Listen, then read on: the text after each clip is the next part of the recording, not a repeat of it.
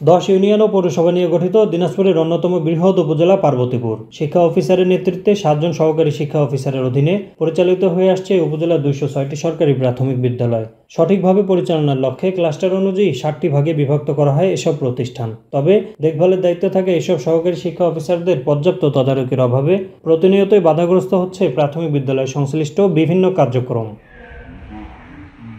উপজেলার বিভিন্ন সরকারি প্রাথমিক বিদ্যালয়ে সংস্কারের লক্ষ্যে 2024-25 অর্থবছরে 2 ধাপে স্লিপের জন্য বরাদ্দ দেওয়া হয় প্রায় কোটি টাকা। এর মধ্যে দ্বিতীয় ধাপে বরাদ্দ দেখানো হয়েছে 28,19,061 টাকা। চলতি বছর জুনের মধ্যে এসব টাকার কাজ শেষ করার নির্দেশনা থাকলেও তা মানা হয়নি।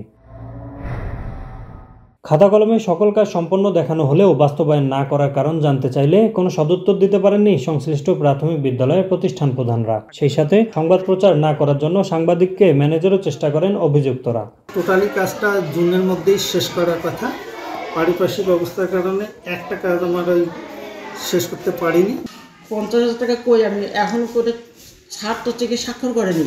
নির্দিষ্ট প্ল্যান অনুযায়ী কাজ না হলে অভিযুক্তদের বিরুদ্ধে আইনি ব্যবস্থা নেওয়ার আশ্বাস দিয়েছেন এই কর্মকর্তা।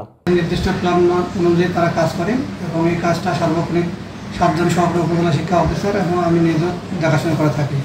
এরপরে যদি কোনো বিদ্যালয়ে কোনো শিক্ষক কাজে গাফিলতি করে বা কাজ না করে বা কাজ কম করে, এর বিরুদ্ধে তদন্ত সাপেক্ষে আইনগত ব্যবস্থা নেওয়া হবে। এদিকে ঘটনায় জড়িতদের বিরুদ্ধে কঠোর ব্যবস্থা নেওয়া হবে বলে জানিয়েছেন উপজেলা প্রশাসন।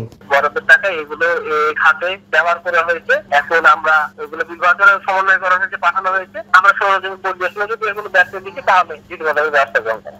আব্দুল্লাহ আল মামুন, মাই টিভি, পার্বতীপুর।